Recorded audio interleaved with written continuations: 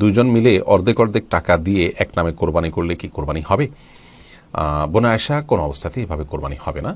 কোরবানি বিশুদ্ধ হওয়ার জন্য শর্ত হলো যে কোনো একজন ব্যক্তি একটি ছাগল, দুম্বা, ভেড়া কোরবানি করতে হবে, কিংবা গরুতে একটি ভাগ পূর্ণাঙ্গভাবে একজন ব্যক্তি নিতে পারেন।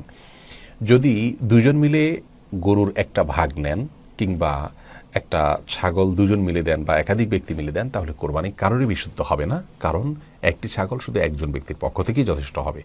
আর গরুতে এক ভাগ একজনের তরফ থেকে যথেষ্ট হবে। সর্বোচ্চ 7 ভাগ বা 7 জন ব্যক্তির তরফ থেকে গরু কোরবানি করা যাবে।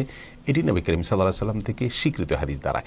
বিধায় একটি ভাগ একাধিক ব্যক্তি যদি অর্থ দিয়ে একটি ভাগে শরিক হন, তাহলে কোনো অবস্থাতেই তাদের কারোর কোরবানি হবে না।